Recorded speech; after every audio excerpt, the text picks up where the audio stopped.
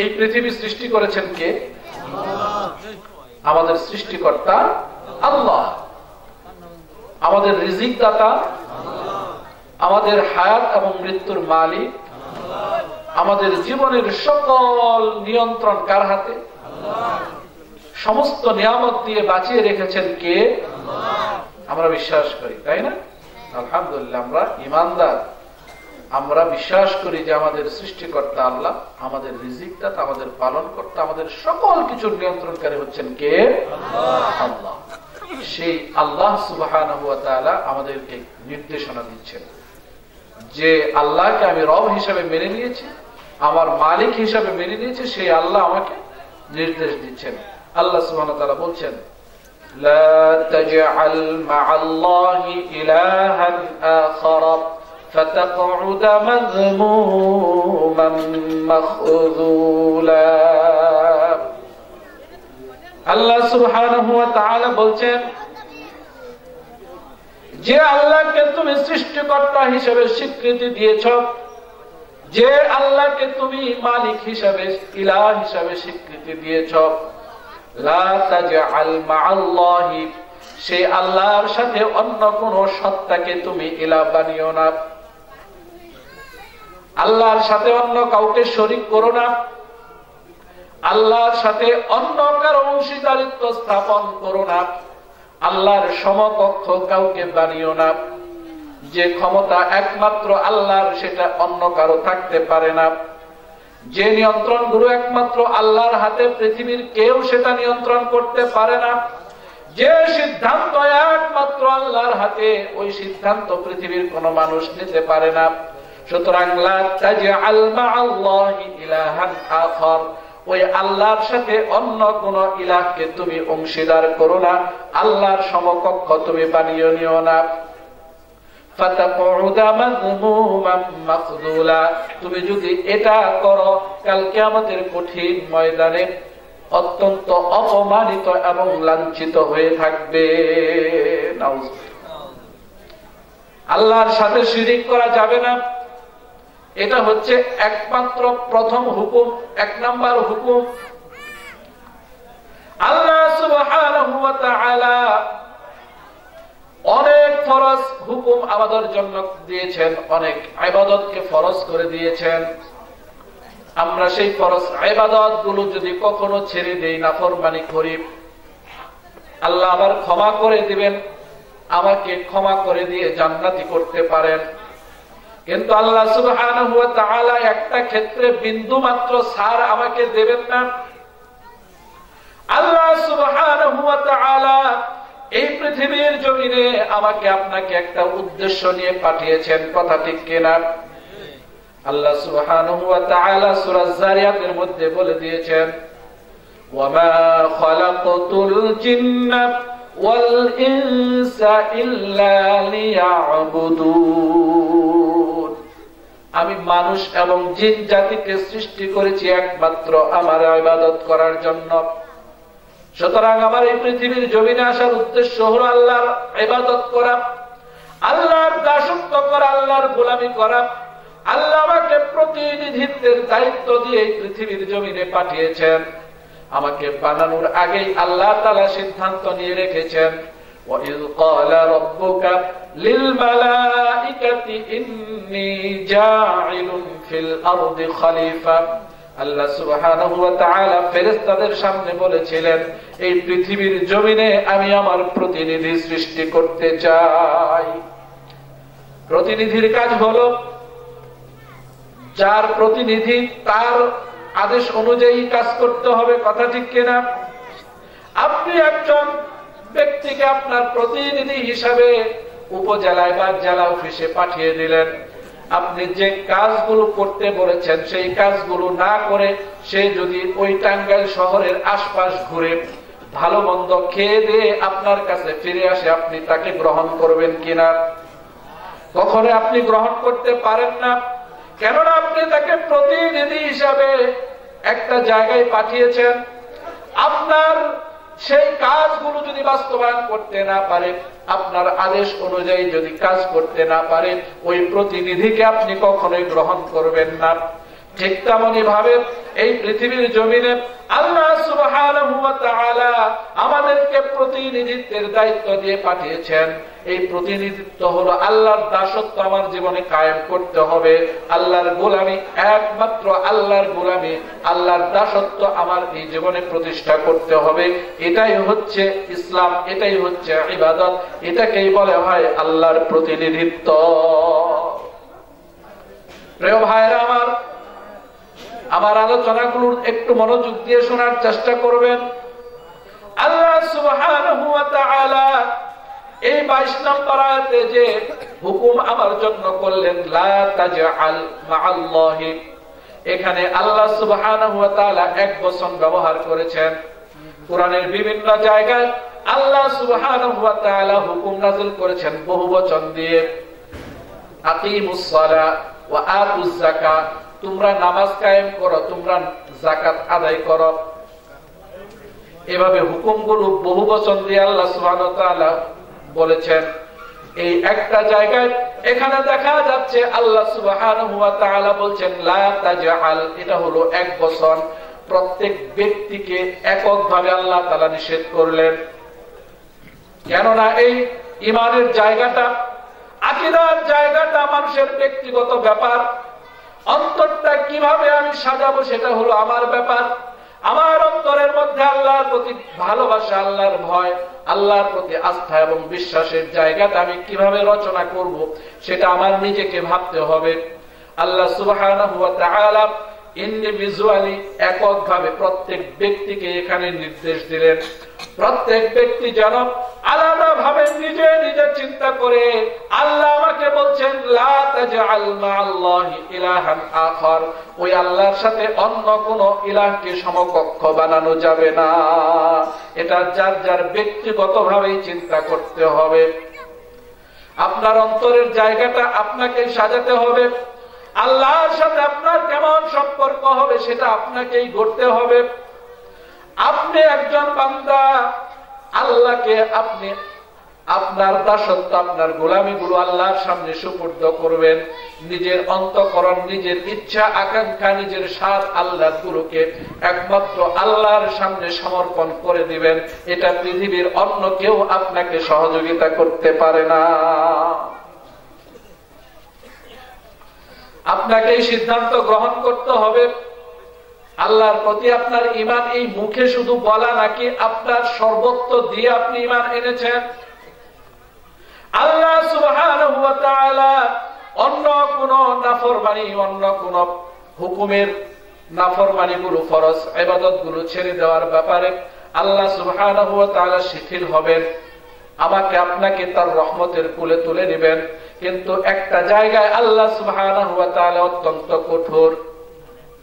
কেননা আল্লাহ জানিয়ে দিয়েছেন লা তুশরিক বিল্লাহ, তোমরা আল্লাহর সাথে কাউকে শরীক করো না। ইন্নাশ শিরকা লাযুলমুন আযীম, নিশ্চয় শিরিক হচ্ছে সবচেয়ে বড় অপরাধ, সবচেয়ে বড় গুনাহ। কিন্তু আমাদের সমাজে দুঃখজনক হলেও সত্য, আমরা চিন্তাই করি না আমরা শিরকের মধ্যে লিপ্ত রয়েছি। কথাগুলো বুঝতে পারতেছেন? শিরিক হচ্ছে সবচেয়ে বড় অপরাধ। আল্লাহ সুবহানাহু ওয়া তাআলা 100 ভাগের 100 ভাগ দাসত্ব, 100 ভাগের 100 ভাগ গোলামি আমার কাছে চান। 0.1% অন্য কাউকে এই গোলামি দেওয়া যাবে না। যে আল্লাহর গোলাম, যে আল্লাহর দাস, সে অন্য কাউকে নিজের মুনির হিসাবে গ্রহণ করতে পারে না। আল্লাহ সুবহানাহু ওয়া তাআলা জানিয়ে দিয়েছেন ইন্নাল্লাহা লা ইয়াগফিরু আন ইউশরাকা বিহি ওয়া ইয়াগফিরু মা দুনা যালিকা লিমান ইয়াশা। আল্লাহ ইচ্ছা করলে অন্যান্য সকল গুনাহগুলো ক্ষমা করে দিতে পারেন, সুবহানাল্লাহ। কিন্তু আল্লাহ সুবহানাহু ওয়া তাআলা শিরকের অপরাধ ক্ষমা করবেন না যতক্ষণ না পর্যন্ত বান্দা তাওবা করে নতুন করে ঈমান গ্রহণ না করবে, ততক্ষণ পর্যন্ত আল্লাহ তাআলা তাকে তার বান্দা হিসেবে স্বীকৃতি দিবেন না। কেননা একজন মানুষ ঈমানে থাকা অবস্থায়, ঈমানদার অবস্থায় যদি শিরিক করে ফেলে, তার ঈমানটা ভঙ্গ হয়ে যায়। অজু ভঙ্গের কারণগুলো ঘটে গেলে যেমন নতুন করে আবার অজু করতে হয়, একজন মুমিন যদি শিরিক করে ফেলে, আল্লাহর সাথে শরীক করে ফেলে, আল্লাহর সাথে অংশীদারিত্ব স্থাপন করে ফেলে, তাহলে তার ঈমান নষ্ট হয়ে যায়, ঈমান ভেঙে যায়, আবার নতুন করে কালেমা পড়ে তাকে ঈমান গ্রহণ করতে হবে। শিরিক এমন একটা বড় অপরাধ,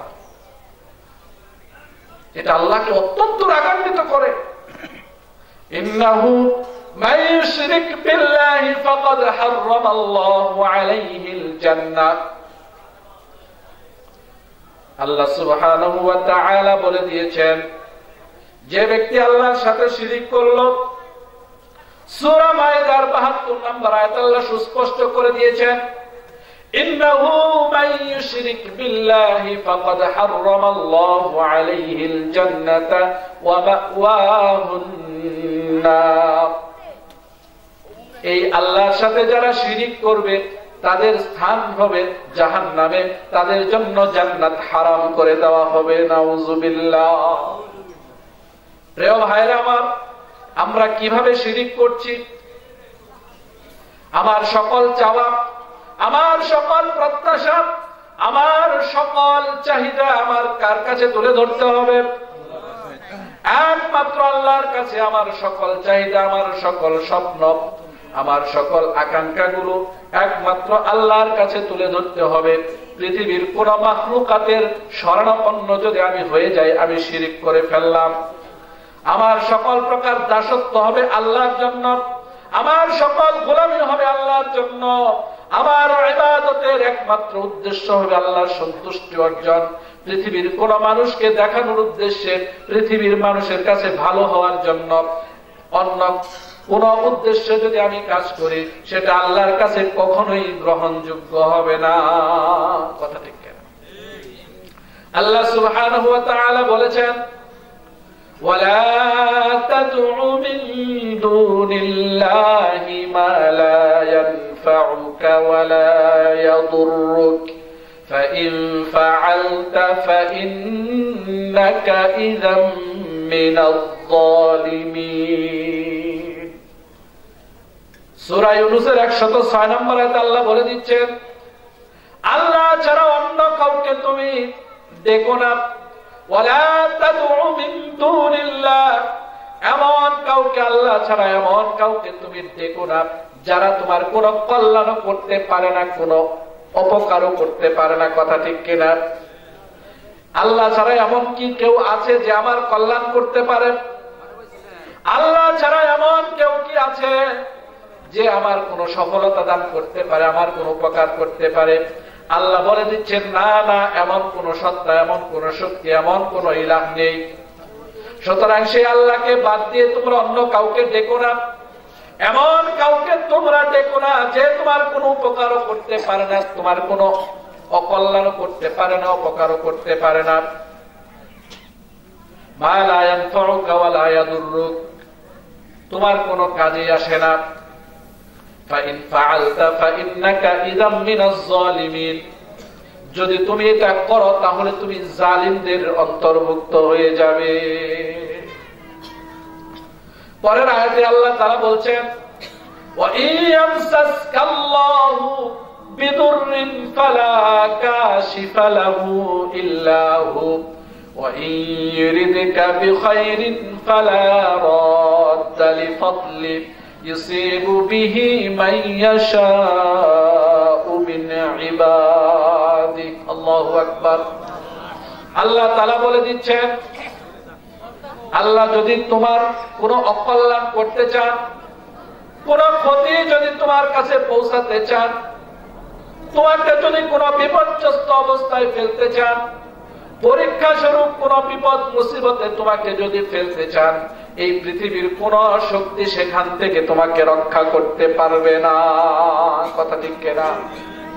আবার আমার আল্লাহ যদি সিদ্ধান্ত গ্রহণ করেন আমাকে সফলতা দান করবেন, আমার আল্লাহ যদি সিদ্ধান্ত গ্রহণ করেন আমাকে ধনী করবেন, আল্লাহ তাআলা যদি সিদ্ধান্ত গ্রহণ করেন আমাকে বিজয়ী করবেন, আমাকে কল্যাণ দান করবেন, এই পৃথিবীর সমস্ত শক্তি, এই পৃথিবীর সমস্ত পরাশক্তি যদি একত্রিত হয়, পৃথিবীর সমস্ত মানুষগুলো যদি আমার বিরুদ্ধাচরণ করে বিরুদ্ধে চলে যায়, সকলে মিলে যদি আমার বিরুদ্ধে ষড়যন্ত্র করে চক্রান্ত করে, সকল শক্তি যদি আমার বিরুদ্ধে এসে হাজির হয়, কিন্তু আমার আল্লাহ যদি সিদ্ধান্ত গ্রহণ করেন আমাকে বিজয়ী করবেন, তাহলে গোটা পৃথিবীর সমস্ত শক্তি ব্যর্থ হয়ে যাবে, সকল ষড়যন্ত্র চক্রান্ত ব্যর্থতায় পর্যবসিত হবে। এই পৃথিবীর জমিনে আমি অবশ্যই অবশ্যই বিজয় লাভ করব। কথা ঠিক কিনা? এই বিশ্বাস আমাদের আছে কিনা? আল্লাহ যদি চান কেউ আমার কোনো ক্ষতি করতে পারবে না। আল্লাহ যদি চান যে আল্লাহ আমাকে বিজয়ী করবেন, তাহলে গোটা পৃথিবীর সমস্ত পরাশক্তি মিলেও আমার পরাজয় আনতে পারবে না। কথা ঠিক কিনা? সুতরাং আল্লাহর উপরে এই বিশ্বাস, এই আস্থা, এই তাওয়াক্কুল নিয়ে আমাকে জীবন পরিচালনা করতে হবে। যে অবস্থানেই থাকি না কেন মনে করতে হবে এটাই আল্লাহর সিদ্ধান্ত। আমি যদি খারাপ অবস্থায় থাকি, অভাব অনটনের মধ্যে থাকি, বিপর্যস্ত অবস্থায় থাকি, বিপদ মুসিবতের মধ্যে পতিত হয়ে থাকি, মনে করতে হবে আল্লাহ আমার জন্য এই সিদ্ধান্তই গ্রহণ করেছেন। আল্লাহ আমার জন্য যখন আবার ভালো সিদ্ধান্ত গ্রহণ করবেন, অর্থাৎ আল্লাহ যখন সিদ্ধান্ত গ্রহণ করবেন আমার আবার এই অবস্থা কেটে যাবে, এই মুসিবত দূর হয়ে যাবে, এই অসুখ দূর হয়ে যাবে, এই বিপর্যস্ত অবস্থার থেকে আমি পরিত্রাণ পাবো। আল্লাহ আমাকে এই পৃথিবীর জমিনে সাময়িকভাবে মুসিবতের মধ্যে ফেলে অবশ্যই অবশ্যই আমি ইমানদার, বিশ্বাস করতে হবে আখিরাতের জিন্দেগিতে আল্লাহ আমাকে সম্মানিত করবেন। কথা ঠিক। ভালো অবস্থায় যদি থাকে তারপরও আলহামদুলিল্লাহ, খারাপ অবস্থায় পতিত হলেও বলতে হবে কি আলহামদুলিল্লাহ। কারণ এই পৃথিবীর জমিনে আপনি যা চাবেন সেটাই হবে না, এটাই স্বাভাবিক। আপনি কোনো কিছু চাচ্ছেন, অনেক চাচ্ছেন কিন্তু পাচ্ছেন না, এমন হয় না? প্রিয় ভাইয়েরা আমার, হতাশ হবেন না। আল্লাহ সুবহানাহু ওয়া তাআলা প্রত্যেক ব্যক্তির জন্য নির্দিষ্ট একটা সিদ্ধান্ত নিয়ে রেখেছেন। আমার আপনার জন্য আল্লাহ তাআলা নির্ধারিত নির্দিষ্ট একটা পরিকল্পনা রয়েছে। ওই পরিকল্পনা অনুযায়ী এই পৃথিবীর জমিন পরিচালিত হবে। আমি যে জিনিসটা চাচ্ছি, হয়তো আল্লাহ তাআলা এটার মধ্যে আমার জন্য কল্যাণ রাখেন নাই। আল্লাহ যেটা আমাকে দান করবেন সেটার মধ্যেই কল্যাণ রয়েছে।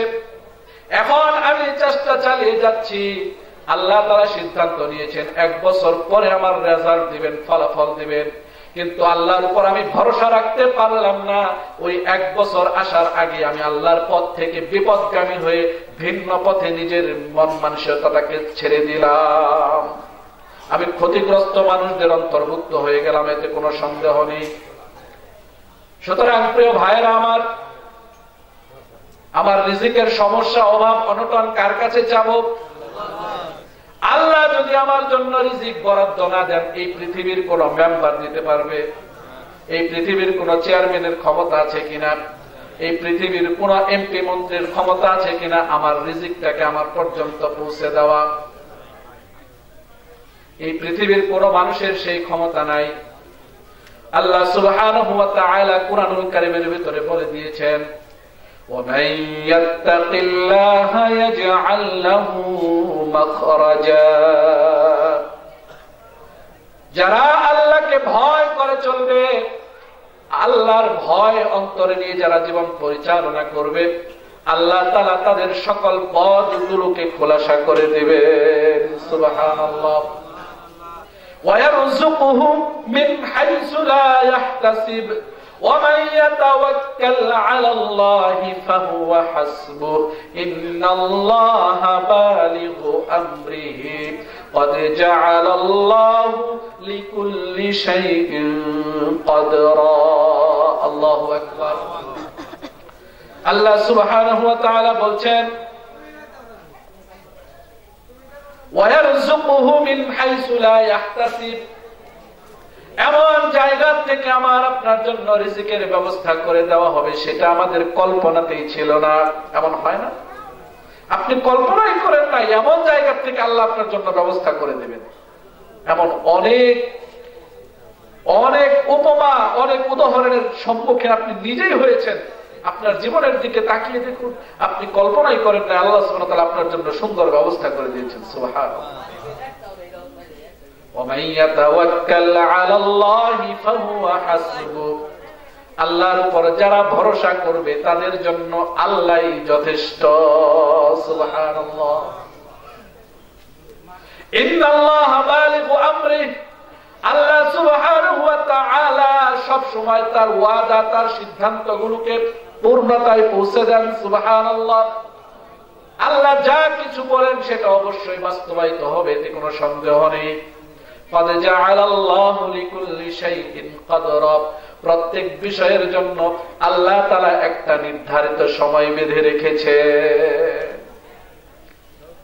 প্রত্যেক বিষয়ের জন্য নির্ধারিত সময় রয়েছে। আমি কখন কোন অবস্থায় জীবন কোন জায়গায় নিয়ে যাব সেটা আল্লাহ সিদ্ধান্ত নিয়ে রেখেছেন। গতিশীল এই জীবন সেভাবেই চলবে, এতে কোনো সন্দেহ নেই। আমার যখন মৃত্যুর সময় আল্লাহ নির্ধারণ করে রেখেছেন, সেই সময়েই পৃথিবীর জমিন থেকে চলে যেতে হবে।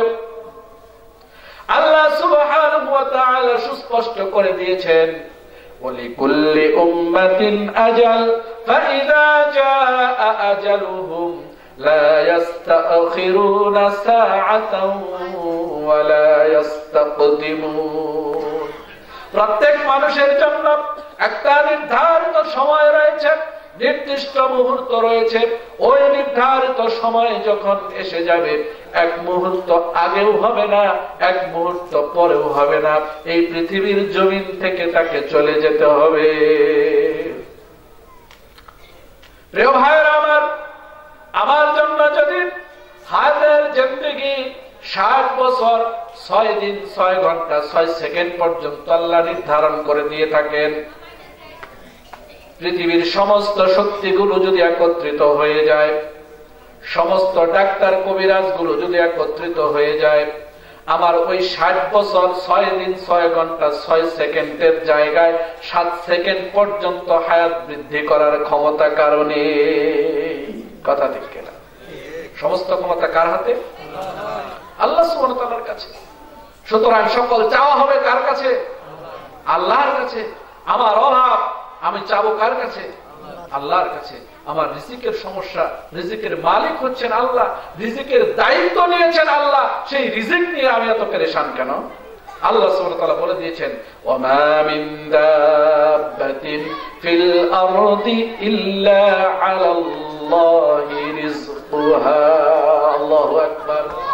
এই পৃথিবীর জমিনে বিচরণশীল যত প্রাণী রয়েছে, সকল প্রাণীর রিজিকের ফয়সালা করে দেন কে? আল্লাহ। সুতরাং সর্বশ্রেষ্ঠ মাখলুকাত হচ্ছেন মানুষ। মানুষের জন্য আল্লাহ কি রিজিক দিবেন না? এই পৃথিবীর জমিনে আমি আপনি আসার পূর্বেই, আমার আগমনের পূর্বেই আমার রিজিক গুলো আমার মায়ের বুকের মধ্যে পাঠিয়ে দিয়েছেন আল্লাহ। সুবহানাল্লাহ। সুতরাং সকল চাওয়া হবে একমাত্র আল্লাহর কাছে, নাকি খাজা বাবার কাছে?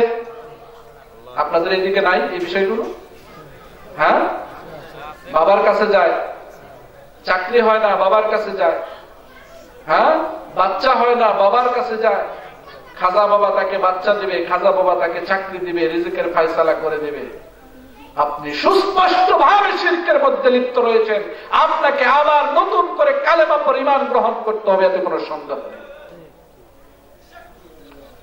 আল্লাহ সুবহানাহু ওয়া তাআলা বলে দিয়েছেন, লিল্লাহি মুলকুস সামাওয়াতি ওয়াল আরদ ইয়াখলুকু মা ইয়াশা ইয়াহাবু লিমান ইয়াশাউ ইনাসাও ওয়া ইয়াহাবু লিমান ইয়াশাউ যুকুর আও ইউযাওয়িজুহুম যুকরানাও ওয়া ইনাসা ওয়া ইয়াজআলু মান ইয়াশাউ আকিমা। আল্লাহু আকবার। সূরা জুমারের মধ্যে আল্লাহ তাআলা বলছেন, এই পৃথিবীর মালিক হচ্ছেন কে? আল্লাহ। লিল্লাহি মুলকুস সামাওয়াতি ওয়াল আরদ, এই বিশ্ব জাহানের একচ্ছত্র রাজত্ব হচ্ছে একমাত্র আল্লাহ তাআলার। ইয়াখলুকু মা ইয়াশা, তিনি যা ইচ্ছা তাই সৃষ্টি করতে পারেন। ইয়াহাবু লিমান ইয়াশা وإناثا ويهب لمن يشاء الذكور আল্লাহ সিদ্ধান্ত গ্রহণ করেন কাকে ছেলে দেওয়া লাগবে কাকে মেয়ে দেওয়া লাগবে। আল্লাহ সিদ্ধান্ত নিয়ে কাউকে ছেলে দান করেন কাউকে মেয়ে দান করেন, কথা ঠিক কিনা? আও ইউযাউযুহুম যুকরানা ওয়া ইনাসা, আবার আল্লাহ তাআলা সিদ্ধান্ত নিয়ে ইচ্ছা করে কাউকে ছেলে মেয়ে উভয়টাই দান করেন। সুবহানাল্লাহ। ওয়া ইয়াজআলু মান ইয়াশাউ আকীমা, আবার আল্লাহ তাআলা কাউকে বন্ধাত্ব দান করেন, ছেলে মেয়ে কোনো কিছুই দান না, এরকম আছে না? সবকিছু আল্লাহর সিদ্ধান্ত। আল্লাহ সিদ্ধান্ত নেন কাকে মেয়ে দেওয়া লাগবে কাকে ছেলে দেওয়া লাগবে, কাকে ছেলে মেয়ে উভয়টাই দেওয়া লাগবে, কাকে কিছুই দেওয়া যাবে না, এই সিদ্ধান্ত গ্রহণ করার মালিক কে? সুতরাং এই পৃথিবীর কোন পীর সাহেব সন্তান দিতে পারে না, পৃথিবীর কোন মাজার থেকে সন্তান প্রত্যাশা করা শিরক, পৃথিবীর কোন খাজা বাবা আমাকে কোনো কিছু দিতে পারে না, একমাত্র দেওয়ার মালিক হচ্ছেন আল্লাহ। সুতরাং আমার চাওয়া হবে একমাত্র আল্লাহর কাছে, পৃথিবীর কোন মাখলুকাতের কাছে আমি কোনো কিছু চাইতে পারি না।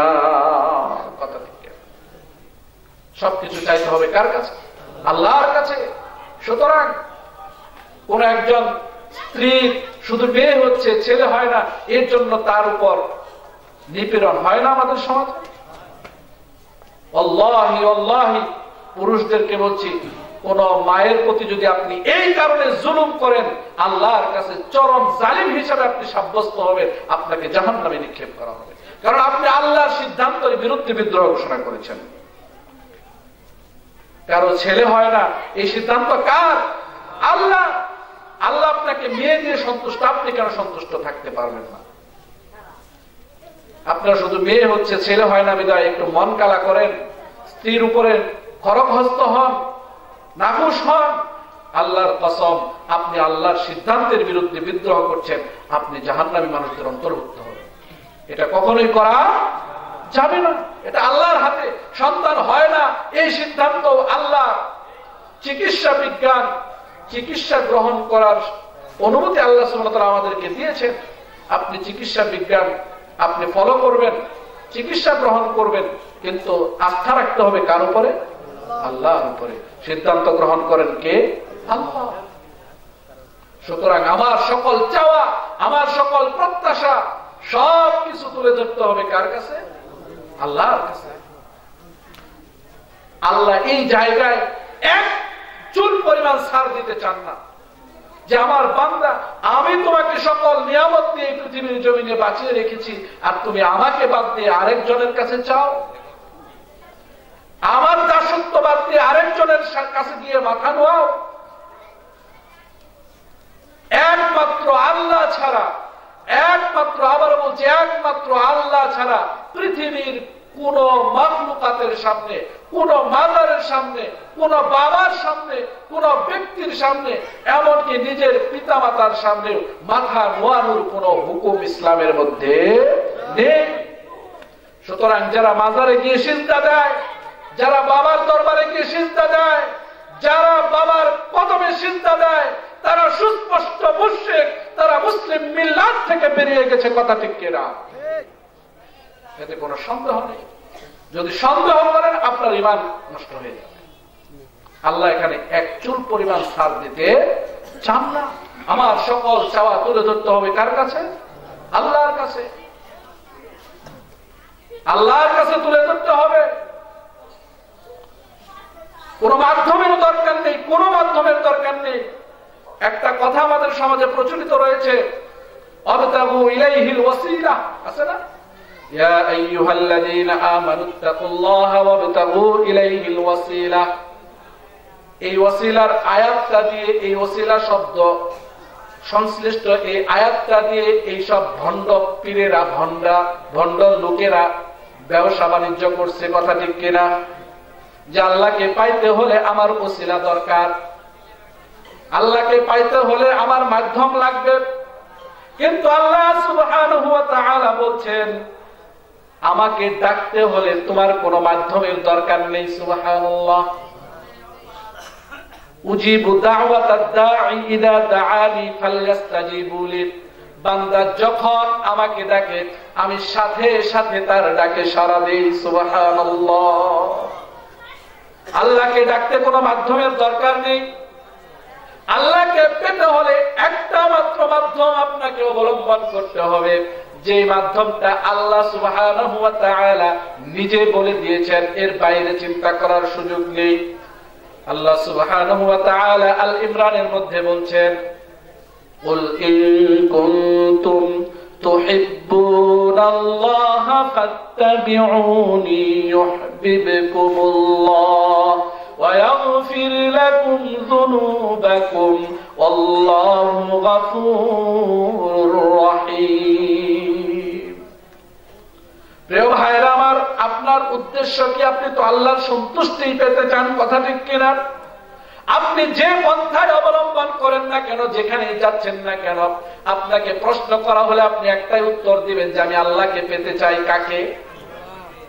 হয়তো আপনি ভ্রান্তির বেড়াজালে আপনি আবদ্ধ রয়েছেন, সেই ভণ্ড ব্যক্তির কাছে যাচ্ছেন। আল্লাহর সন্ধ্যা আপনাকে প্রশ্ন করা হলে আপনি হয়তো উত্তর দিবেন আমি আল্লাহকে পেতে চাই। কিন্তু আল্লাহকে পাওয়ার রাস্তাটা, আল্লাহর সন্তুষ্টি, আল্লাহর ভালোবাসা পাওয়ার রাস্তাটা আল্লাহ যেটা দেখিয়ে দিয়েছেন ওই পথে চলতে হবে, অন্য পথে যাওয়ার কোনো সুযোগ নেই। প্রিয় ভাইরা আমার, এই যে বঙ্কুর তলায় আমি আসলাম, আমার সব সময় কথা হয়েছে সাইফুল ভাইয়ের সাথে। আমাকে যে রাস্তার দিক নির্দেশনা তিনি দিয়েছেন, ওই রাস্তায় যদি আমি না আসতাম তাহলে আমার গাড়ি কি এখানে পুষত কিনা? সুতরাং আপনি যেখানে যেতে চান, যাকে পেতে চান, তার বক্তব্যই আপনাকে ফলো করতে হবে, এর বাইরে চিন্তা করার কোনো সুযোগ নেই। আল্লাহ সুবহানাহু ওয়া তাআলা বললেন, হে নবী, আপনি আপনার উম্মতদেরকে বলে দিন, ইন কুনতুম তুহিব্বুনাল্লাহ, তোমরা যদি আল্লাহর ভালোবাসা অর্জন করতে চাও, আল্লাহর ভালোবাসা পেতে চাও, ফাত্তাবিউনি, আমি নবীকে অনুসরণ করো। কথাটা খেয়াল করবেন, আল্লাহ রাসূল কিন্তু এই কথা বলেন নাই তোমরা যদি আল্লাহর ভালোবাসা পেতে চাও আমাকে ভালোবাসো। আল্লাহ রাসূলকে ভালোবাসতে হবে, এটা হলো ঈমানের দাবি, সেটা ভিন্ন কথা। কিন্তু আপনি আশিকে রাসূল হিসেবে নিজেকে দাবি করছেন আর বলছেন আমি রাসূলকে ভালোবাসি, রাসূলকে ভালোবাসি, কিন্তু রাসূলের আদর্শ অনুসরণ করতে আপনি রাজি নন। আপনার এই ভণ্ডামি আল্লাহর কাছে ধরা খেয়ে যাবে।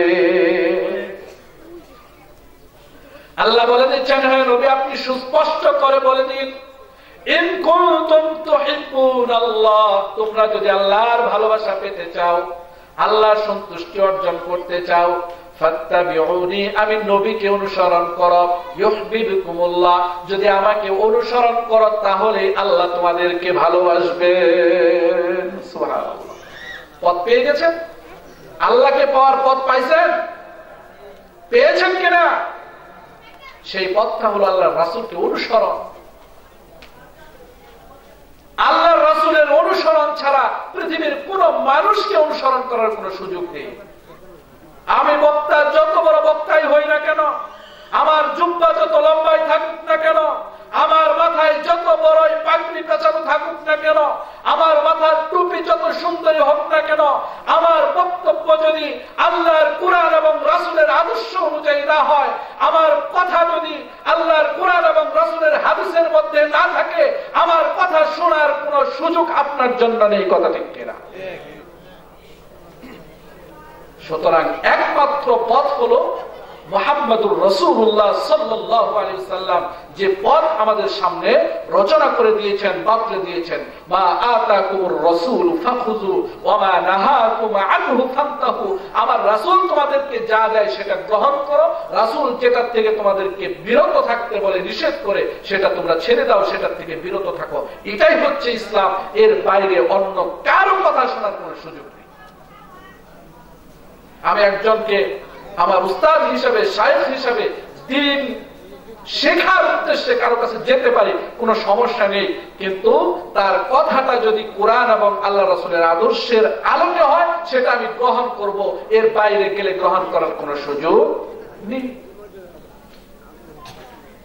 আবার এই যে একজনের কাছে যাওয়াটা এমন ভক্তি এবং এমন আসক্তির ব্যাপার হয়ে দাঁড়ায় যেটা আল্লাহ এবং আল্লাহর রাসূলের চাইতেও বড় হয়ে যায়, এই জায়গায় আমাকে যাওয়া যাবে না।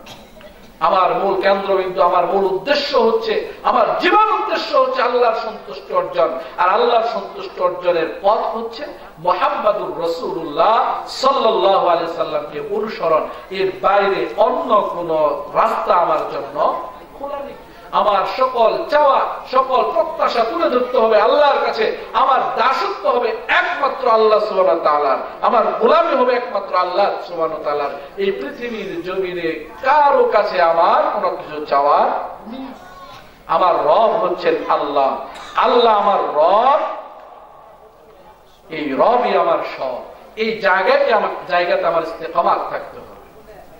আল্লাহ আমার রব, এই রবি আমার সব। সবাই বলেন তো একটু, আল্লাহ আমার রব, এই রবি আমার সব।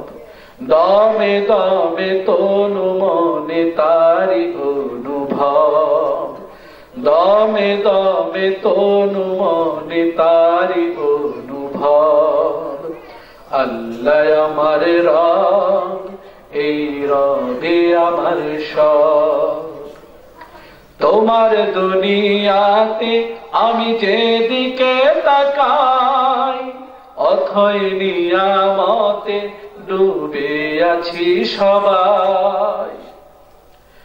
তোমার দুনিয়াতে আমি যেদিকে তাকাই, অথই নিয়ামতে ডুবে আছি সবাই। পাখ পাখালির গানে শুনি মিষ্টি কলরব, মিষ্টি কলরব। আল্লাহ আমার রব, এই রবি আমার সব। আল্লাহ আমার রব, এই রবি আমার সব। দমে দমে তনু মনে তারি অনুভব, দমে দমে তনু মনে তারি অনুভব। আল্লাহ আমার রব, এই রবি আমার সব।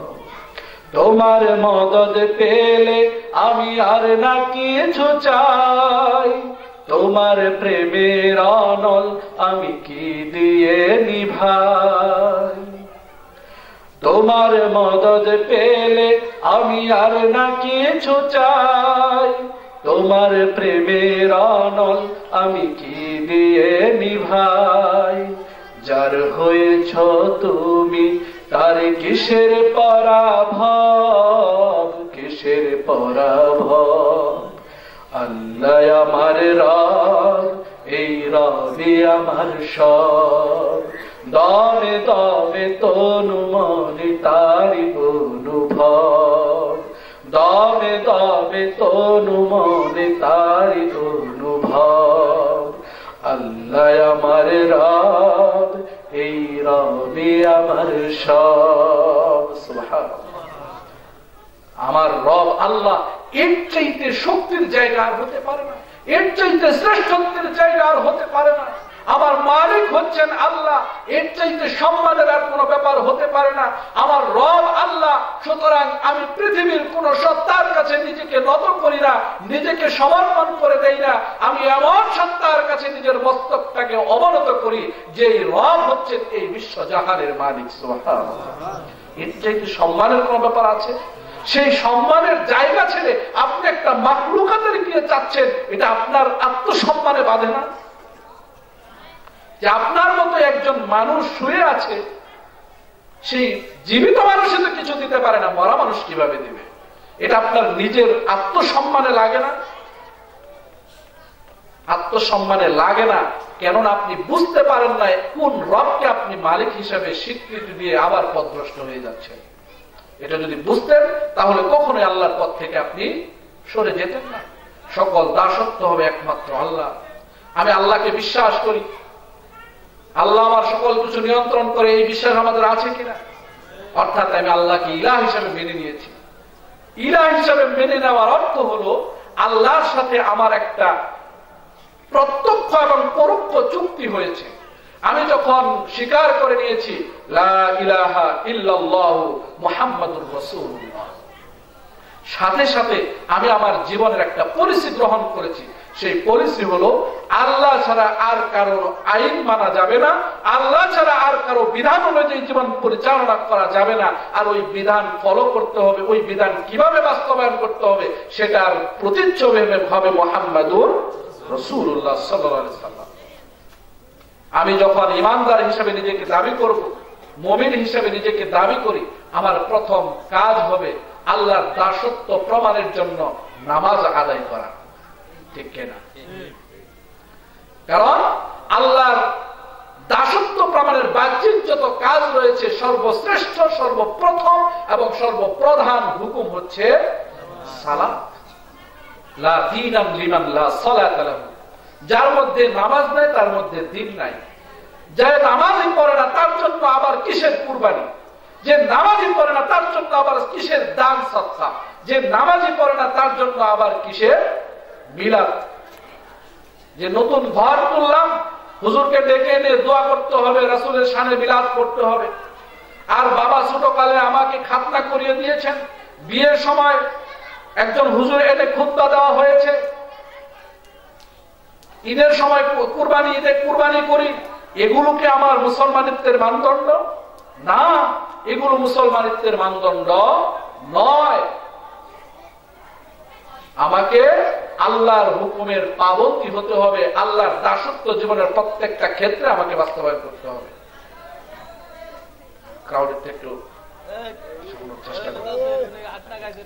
যার মধ্যে নামাজ নাই তার মধ্যে দ্বীন নাই, সুস্পষ্ট কথা। এমন মানুষ আমাদের সমাজে আছে কিনা যে নামাজ পড়া লাগে না? এমন এমন কেউ আছে কিনা? আছে কিনা? আপনাদের দিকে আছে কিনা আমি জানি না, হ্যাঁ আমাদের ওদিকে আছে যে নামাজের দরকার নাই, তাদের বাবাই নাকি তাকে জান্নাতে নিয়ে যাবে। আল্লাহর কসম করে বলছি,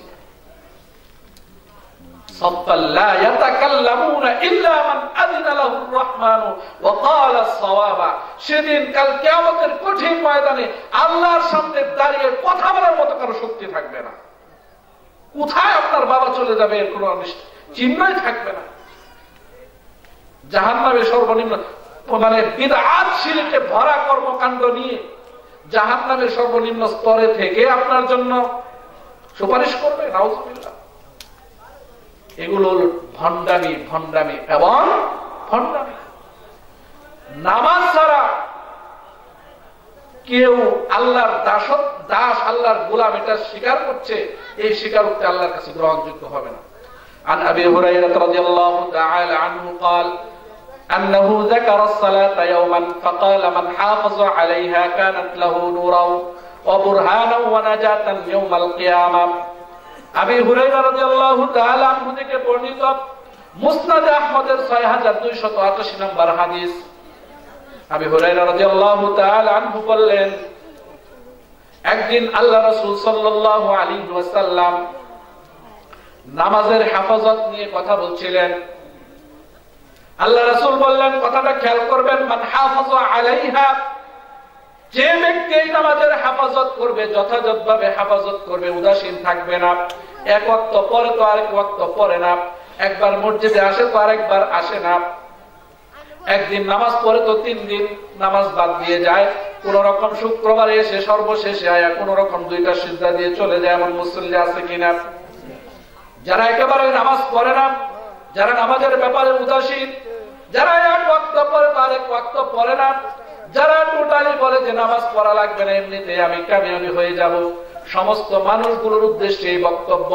আল্লাহর রাসূল বললেন, মান হাফাযা আলাইহা কানাত লাহু নূরাও ওয়া বুরহানাও ওয়া নাজাতান ইয়াউমাল কিয়ামাহ, যে ব্যক্তি এই নামাজকে হেফাজত করবে, কাল কিয়ামতের কঠিন ময়দানে, আখিরাতের জিন্দেগিতে এই নামাজ তার জন্য আলোকবর্তিকা হয়ে যাবে। সুবহানাল্লাহ। এই নামাজ তার জন্য হবে দলিল। আমি আপনি যে ঈমানদার, আমরা আল্লাহকে বিশ্বাস করেছি, রাসূলদেরকে বিশ্বাস করেছি, আখিরাতকে বিশ্বাস করি, এই যে আমাদের মুখের দাবি, এই যে আমাদের বিশ্বাস, এই বিশ্বাসের আলোকে আমার দলিল কি? আপনি যে জায়গার মালিক, আপনি যে বাড়ির মালিক, এটার একটা দলিল রয়েছে, কথা ঠিক কিনা? আপনার এই বসত বাড়ি অথবা আপনার কোন জমি আমি যদি দাবি করি, আমাকে অবশ্যই দলিল দেখাতে হবে, কাগজ দেখাতে হবে। যদি আমার কাগজ সত্য হয়ে যায়, আপনার কাগজ ভুল প্রমাণিত হয়, ওই বাড়ি আমাকে ছেড়ে দিতে হবে, ওই জমি আমাকে দিয়ে দিতে হবে।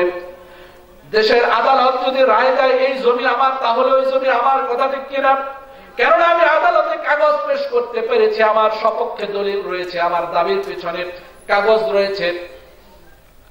সুতরাং ওই জায়গার মালিক আমি। আপনি যে একজন ইমানদার, আপনি যে একজন মুমিন, আল্লাহকে বিশ্বাস করেন, নিজেকে মুসলমান হিসেবে দাবি করছেন, আপনার এই দলিলটা কি দলিল দিয়ে আপনি প্রমাণ করবেন? কোন কাগজ দিয়ে, কোন ইঙ্গিত দিয়ে, কোন সার্টিফিকেট দিয়ে আপনি প্রমাণ করবেন আপনি একজন মুমিন মুসলমান? আল্লাহ রাসূল বলছেন এই নামাজ সেদিন হবে আপনার জন্য বুরহান, আপনার জন্য দলিল। সুবহানাল্লাহ। ওয়া নাজাতান ইয়াউমাল কিয়ামাহ। এই নামাজ শুধু আপনাকে এখন পর্যন্ত কামিয়াবি করবে না, আপনাকে একেবারে জান্নাত পর্যন্ত পৌঁছে দেবে। ওয়া মান লাম ইউহাফিজ আলাইহা, দ্বিতীয় কথাটা খেয়াল করবেন, ওয়া মান লাম ইউহাফিজ আলাইহা লাম ইয়াকুল লাহু নূরু ওয়ালা বুরহানু ওয়ালা নাজাতুন ওয়া কানা ইয়াউমাল কিয়ামাতি মা কারুন ওয়া ফিরআউন ওয়া হামান ওয়া উবাই বিন খালফ। নাউযুবিল্লাহ। আল্লাহ রাসূল হুঁশিয়ারি উচ্চারণ করলেন, আর যারা এই নামাজের হেফাজত করবে না, যারা নামাজ আদায় করবে না, নামাজের ব্যাপারে উদাসীন থাকবে, নামাজকে যারা অস্বীকার করবে, যাদের আমলের জিন্দেগীর মধ্যে নামাজ থাকবে না, কাল কিয়ামতের কঠিন ময়দানে ওই মানুষগুলোর জন্য কোনো আলোর ব্যবস্থা থাকবে না। নাউযুবিল্লাহ। তার সপক্ষে কোনো দলিল থাকবে না, আল্লাহ তাকে মুমিন হিসাবে স্বীকৃতি দিবে না, কারণ তার দলিল নেই। ওয়ালা নাজাতুন, তার নাজাতের ফয়সালা হবে না, বরং ওয়া কানা ইয়াউমাল কিয়ামাতি মা কারুন ওয়া ফিরআউন ওয়া হামান ওয়া উবাই বিন খালফ, তার হাসর হবে কিয়ামতের ময়দানে, তাকে দাঁড়াতে হবে ফেরাউনের সাথে, হামানের সাথে, কারুন এবং উবাই বিন খালফের মতো মানুষদের সাথে। নাউযুবিল্লাহ। এই মানুষগুলো অত্যন্ত ভালো মানুষ, তাই না? ফেরাউন, হামান, কারুন, উবাই বিন খালফ, আবু জেহেল, উতবা, সাইবা, এরা খুব ভালো মানুষ, তাই না? পৃথিবীর ইতিহাসে সবচেয়ে ঘৃণিত এবং নিন্দিত মানুষ এরা। কেমন নিন্দিত চিন্তা করে দেখুন। আমরা তো মুসলমান, আমরা জানি, কোরআন আমাদেরকে জানিয়ে দিচ্ছেন ফেরাউন হচ্ছে আল্লাহদ্রোহী একজন মানুষ, নিজেকে খোদা দাবি করেছে। নমরুদ, ফেরাউন, এরা আল্লাহ নবীদের উপর আঘাত করেছে, তাদের সাথে বেয়াদবি করেছে, আল্লাহর সাথে বিদ্রোহ ঘোষণা করেছে। হামান, কারুন, উবাই বিন খালফ, আবু জেহেল, উতবা, সাইবা, এরা আল্লাহর নাফরমান বান্দা ছিল, আল্লাহ নবীদেরকে কষ্ট দিয়েছে। আমরা নয় মুসলমান, আমরা জানি এই সমস্ত নামের কোন মুসলমান আছে? আবু জেহেল, উতবা, সাইবা, আবু লাহাব, ফেরাউন, নমরুদ, এরকম নামের কোন মানুষ দেখেছেন? মুসলমান বাদ দিলাম, হিন্দুদের মধ্যে, খ্রিস্টানদের মধ্যে, বৌদ্ধদের মধ্যে, মাজুসীদের মধ্যে, যত পৃথিবীতে যত ধর্ম কর্মের মানুষ রয়েছে, কারো মধ্যে এই নামের মানুষগুলো আপনি খুঁজে পাবেন না। আমি অন্তত পাইনি, আমি কারো কাছে শুনিও নাই। আল্লাহ সুবহানাহু ওয়া তাআলা এমন ঘৃণিত, নিন্দিত এবং লাঞ্ছিত, অপমানিত এই পৃথিবীর জমিনেই তাদেরকে করেছেন যে তাদের নাম নেওয়ার মতো, রাখার মতো কোনো মানুষ এই পৃথিবীর জমিনে অবশিষ্ট নেই। এখান থেকে একটা শিক্ষা আপনাকে গ্রহণ করতে হবে। যারা এই পৃথিবীর জমিনে আল্লাহর হুকুমের বিরুদ্ধে আচরণ করবে, এক হলো আমি মানি না, আরেকটা হলো বিরোধিতা। কথা বোঝার চেষ্টা করি। এই পৃথিবীর জমিনে আল্লাহর হুকুমের বিরুদ্ধে আচরণ যারা করবে, আল্লাহর পথের মানুষগুলোর উপর যারা নিপীড়ন নির্যাতন করবে, আলেমদের উপর যারা নিপীড়ন নির্যাতন করবে, আলেমদের সাথে যারা বেয়াদবি করবে, কারণ আলেমরা হচ্ছেন নবীদের ওয়ারিস, নবীদের সাথে বেয়াদবি করার কারণে, তাদের উপর জুলুম করার কারণে এই সমস্ত ফেরাউন, নমরুদ, হামান, কারুনদেরকে আল্লাহ যেমন পৃথিবীর জমিনে লাঞ্ছনার জীবন দান করেছেন, আখিরাতের জিন্দেগিতে অত্যন্ত অপমানের সাথে জাহান্নামে নিক্ষেপ করবেন। এই পৃথিবীর জমিনে কিয়ামত পর্যন্ত শিক্ষা, যারাই কোরআনের বিরুদ্ধে যাবে, রাসূলের আদর্শের বিরুদ্ধে যাবে, আলেম ওলামার বিরুদ্ধে যাবে, তাফসীরের বিরুদ্ধে যাবে, কোরআন এবং সুন্নাহর পথের মানুষগুলোর উপর নিপীড়ন নির্যাতন চালাবে, এই পৃথিবীর জমিন থেকে তাদেরকে আল্লাহ তাআলা নিশ্চিহ্ন করে দিবেন, এতে কোনো সন্দেহ নেই। কথা ঠিক কিনা? সুস্পষ্ট খেয়াল রাখবেন, একদিন আগে হোক অথবা পরে হোক, এই পৃথিবীর জমিনে জালিমরা কখনোই টিকে থাকেনি। কখনোই টিকে থাকতে পারবে না, পারবে না, পারবে না।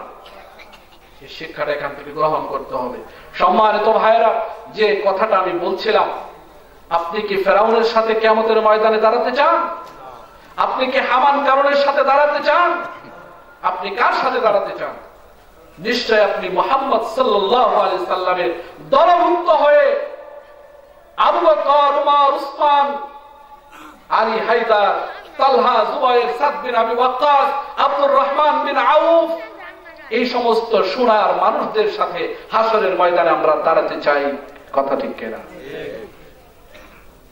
কিন্তু আপনি যদি সেই আবু বকর, উমর, উসমানের সাথে দাঁড়াতে চান, আল্লাহ বলছেন, আল্লাহ রাসূল বলে দিয়েছেন, সেটার পথ হলো তারা যেটা করেছেন সেই কাজটা আপনাকে করতে হবে। আপনি যদি আমার সামনে কোনো প্রমাণ হাজির করতে পারেন যে আবু বকরের চাইতে শ্রেষ্ঠ কোন উম্মত এই পৃথিবীর জমিনে আছে, কোন প্রমাণ করতে পারবেন আপনি? আবু বকরের চাইতে আনুগত্যশীল কোন উম্মত এই পৃথিবীর জমিনে আল্লাহ রাসূলের কোন উম্মত আছে? সেই আবু বকর নামাজ ছেড়ে দিয়েছেন।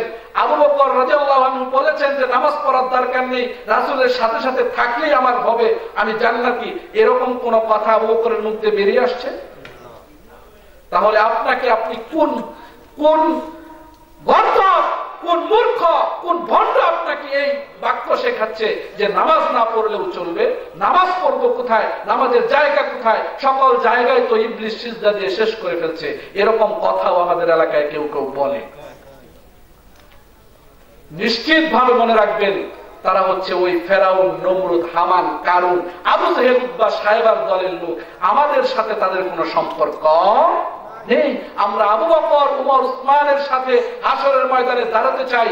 আমরা মুহাম্মদ সাল্লাল্লাহু আলাইহি ওয়াসাল্লামের দলভুক্ত হয়ে কাল কিয়ামতের দরবারে, কিয়ামতে আমরা আল্লাহর সামনে দাঁড়াতে চাই ইনশাআল্লাহ।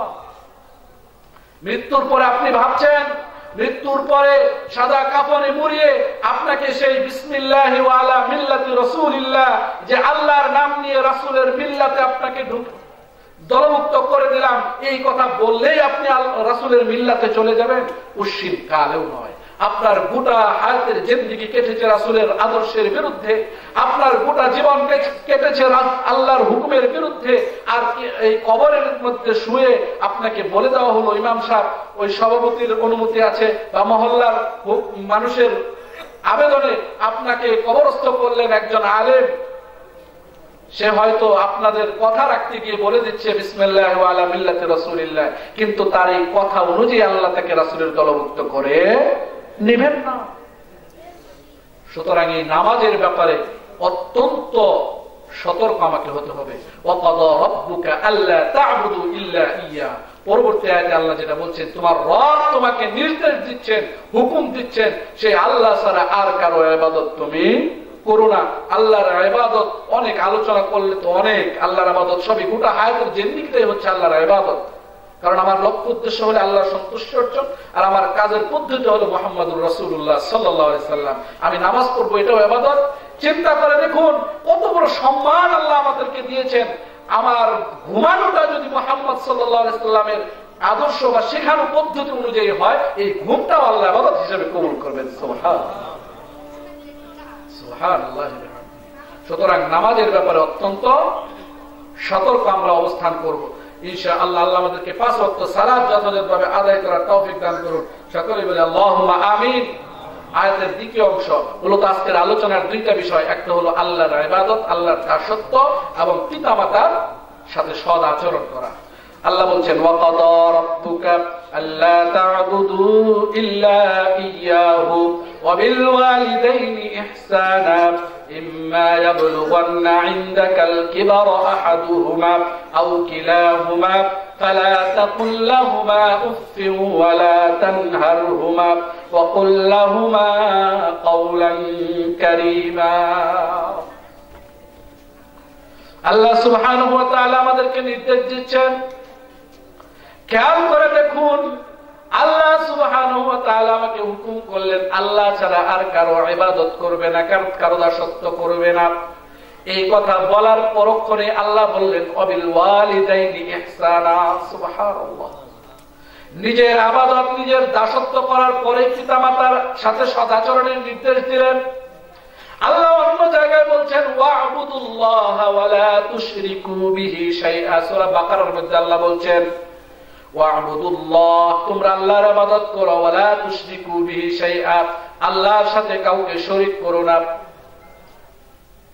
ওয়া'বুদুল্লাহা ওয়া লা তুশরিকু বিহি শাইআ ওয়া বিল ওয়ালিদাইনি ইহসানা।